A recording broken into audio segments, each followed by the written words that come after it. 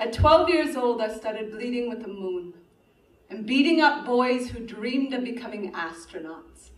I fought with my knuckles white as stars and left bruises the shape of Salem. There were things we know by heart and things we don't. At 13, my friend Jen tried to teach me how to blow rings of smoke. I'd watch the nicotine rising from her lips like halos, but I could never make dying beautiful. The sky didn't fill with colors the night I convinced myself veins are kite strings you can only cut free. I suppose I love this life.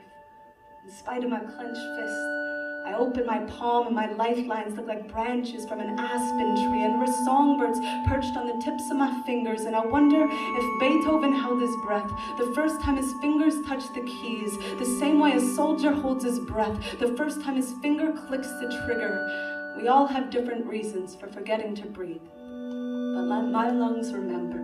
The day my mother took my hand and placed it on her belly and told me the symphony beneath was my baby sister's heartbeat, and I knew life would tremble, like the first tear on a prison guard's hardened cheek, like a prayer on a dying man's lips, like a vet holding a full bottle of whiskey, like an empty gun in a war zone. Just take me. Just take me.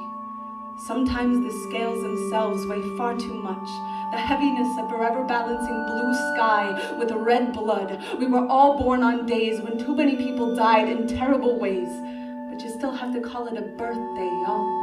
You still have to fall for the prettiest girl on the playground at recess and hope she knows you can hit a baseball further than any boy in the whole third grade. And I've been running for home, to the windpipe of a man who sings while his hands play washboard with a spoon on a street corner in New Orleans, where every boarded up window is still painted with the words, "We're coming back," like a promise to the ocean that we will always keep moving towards the music. The way Basquiat slept in a cardboard box to be closer to the rain.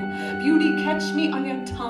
Thunder, clap us open. The pupils in our eyes were not born to hide beneath their desks. Tonight lay me down to rest in the Arizona desert, then wake me to wash the feet of pregnant women who climbed across the border with their bellies aimed towards the sun. I know 1,000 things louder than a soldier's gun. I know the heartbeat of his mother. Don't cover your ears, love.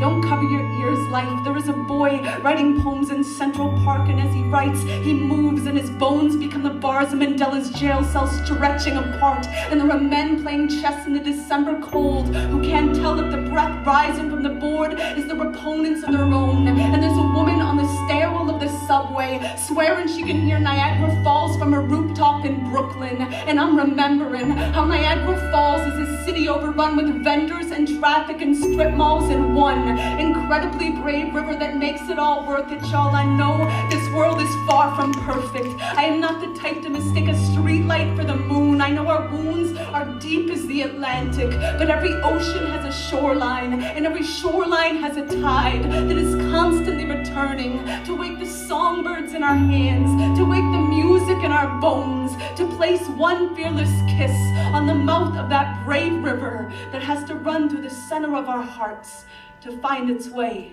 home.